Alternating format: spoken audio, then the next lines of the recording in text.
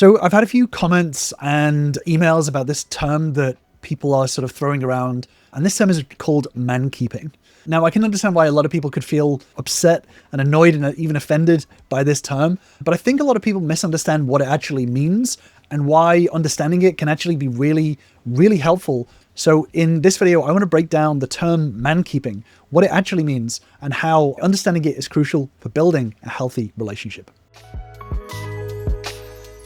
So first of all, I want to be clear. I can totally understand how any gendered term, phrase, word can feel offensive. At the end of the day, any phrase with a specific group of people in it can feel like it doesn't actually describe the individuals within that group. So the idea of mankeeping can feel offensive because it has the word man in it, and a lot of men will feel this doesn't describe me. So I want to break down first what mankeeping kind of means, but break down why it's not quite as offensive as people think, despite how it may feel. So mankeeping, for those of you who don't know, is a term created by, I think, a couple of researchers to describe when a man's partner in a straight, usually a straight relationship, but when a man's partner becomes the main person handling his emotional and social needs.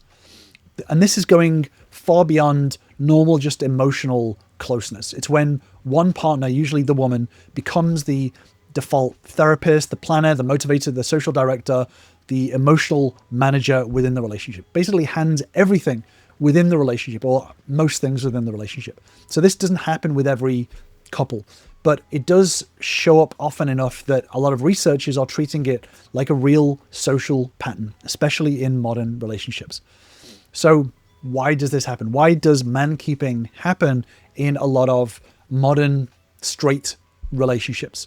Well, a lot of therapists, counselors, coaches who work with men report the same sort of pattern, which is when they're asking male clients, who can you talk to about your life, about your problems, about what's going on?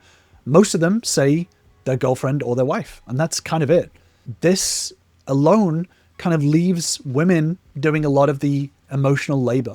Already there is a pattern of women carrying the work of keeping the family sort of unit together in the traditional kind of role, and mankeeping kind of is an extension onto that. So it's not just about being the glue of the relationship, but it's also taking on the emotional labor and social labor of their partner as well.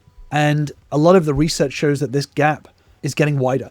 There's studies on male friendships and how they're declining, and it reveals quite a lot. A lot of men report having zero close friends, and even fewer men turn to friends when something personal is going on. A lot of men don't even open up to friends about what is going on in their life.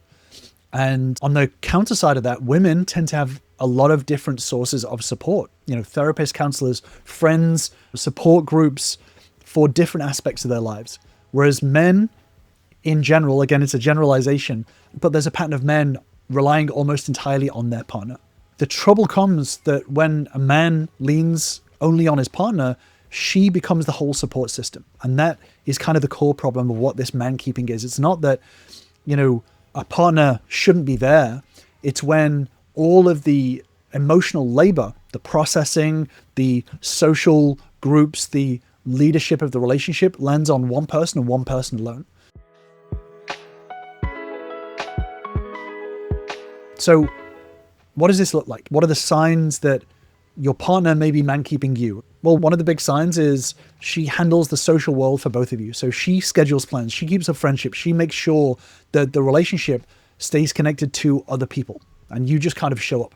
You're like, oh, well, the missus is taking us to this group of friends, or she wants to take us over here, or we're going to here, and you're just kind of there for the ride. You can maybe see this in maybe not your own relationship, but maybe other relationships, about guys often just being friends with their partner's friends' spouses. So, you turn up and it's like, oh, Jane's husband's going to be there. And it's like, oh, okay, I guess he's my friend just by default. That's kind of one of the signs that this is happening. But the second sign is that your partner is handling the emotional world too. So she's the one who's listening, who's processing your feeling, who's guiding you through problems and giving you that emotional balance. So ultimately, she is the safe place for everything inside you. Now, there's a lot of Hollywood movies that will, put this idea that your partner is your everything. They are the only person that you need in life. As romantic as that sounds, we'll talk in a minute about why this isn't necessarily a good thing, but we can fall for this idea that you just need this one person who completes you and becomes your everything. The third sign is that your partner becomes the default leader. So this is where she plans the serious stuff, the trips, the future steps, the meeting families, what you're going to do with your careers, where you're going to live, all that sort of stuff. She becomes the boss of the relationship because somebody has to steer it. And this is all on her. The fourth sign is that she feels like the bringer of energy. So a lot of women describe feeling like they are responsible for all the spark, the joy, the romance that holds things together in the relationship. And again, I want to be clear that when all of this is on one person, it stops feeling like teamwork. And this is a problem. It's a bigger problem than just one couple. A lot of experts are warning that this male social disconnection is growing. And this can be, for many reasons, through the lack of third spaces, like cafes and things like that, where people used to kind of hang out, or just general clubs, things like that, community groups. Even this whole idea of like remote work is breaking up this natural sort of social environment.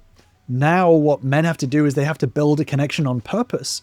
They actually have to go out and seek friends, actual friends for friendship's sake. And this can be new to a lot of people. This is a real thing that's happening, because without friendships, you unconsciously lean even harder on your partner. And the result is pressure. Not always spoken pressure, but it's definitely pressure that's felt. So that leaves the question, how do you know if this dynamic is in your relationship as a guy? Well, there's some questions that you can ask yourself and be honest about it. Is my partner the only person that I open up to? If she stopped planning social events tomorrow, or even future events, would my life get lonely really quickly? Do I expect her to handle emotional topics because I don't talk to anyone else? Does she carry the mental load of our future plans? If we fight, is she always the one that has to start the repair process? If the answer is yes to a lot of these, then she's likely doing more than a fair share of the emotional labor within the relationship. And this doesn't mean that you are a bad partner. I want to be clear about that.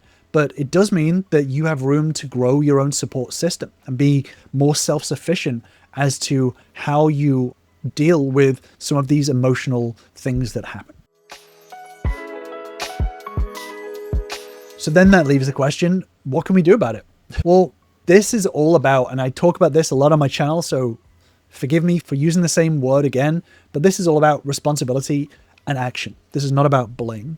So building more than one emotional outlet is really important. You don't need 10 new best friends, but when guys especially start things like therapy or counseling or coaching, things like that, it kind of falls on that old phrase of a problem shared is a problem halved. If you double the amount of people that you speak to about your problems, then it halves the amount of pressure on one person, right? So if you speak to a therapist or a coach or a counselor or a new friend about what you're going through, it means that 50% of that challenge, that pressure, is now off of your partner. But you can start small. You can start by sharing a little more with a friend that you already trust.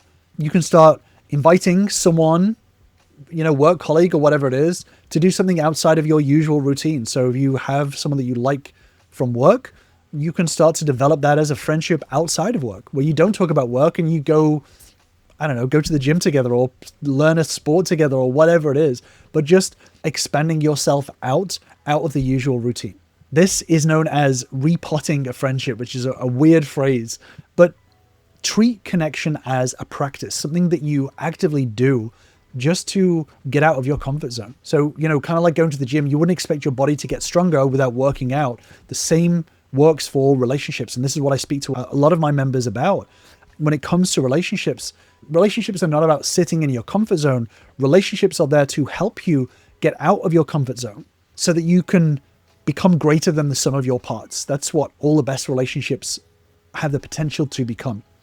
And obviously this is a YouTube video, so I can't dig deep into all of the ins and outs of it. But if you do want to start that journey and start to look at relationships in a different way and understand the strength that relationships brings you as an individual, then join my relationship bootcamp, where you'll learn the same fundamentals that all of my members start with to start reshaping the relationships that you build, including repairing and building a relationship with your partner. I'll leave a link in the description down below if you do want to join us. But yeah, relationships follow the same principle. You build social fitness by showing up consistently. But you can also, within your relationship, take the lead on something. Plan a date, set up a hangout, bring something new to the relationship. This is what my members and I call intellectual intimacy. Intellectual intimacy is being able to provide and bring growth to the relationship, not just for you, but for your partner as well, for the relationship to grow.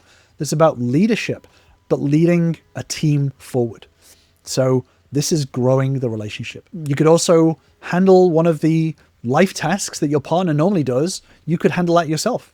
Take on that responsibility. Add that to your repertoire rather than relying on your partner to do it. Planning a new social event where your partner could meet maybe new people, and you can develop new relationships outside of the relationship that your partner can also join. Responsibility is about taking action, not about feeling responsible, if that makes sense. But most of all, if you feel like your partner is man-keeping you, open up that conversation about it. Now, you may be surprised that maybe your partner doesn't use that term or doesn't like that term, or maybe it's not as extreme as it potentially could be with other people, but maybe there's some elements that your partner may give you some feedback on, and this is going to be really important. In a relationship, being able to receive feedback and take it on board is so useful for building and growing not only yourself, but the relationship moving forward, which removes the need for man-keeping in the relationship. Now, I've done a deeper dive video on feedback and why it's so useful in relationships, so I'll link to that on the screen. But understanding how to take feedback within a relationship from a place of strength is going to build that respect and allow the relationship to mature in a much, much deeper way than simply ignoring it or pretending that it doesn't exist. So I'll leave you with that deeper dive video on feedback, and I will see you over there.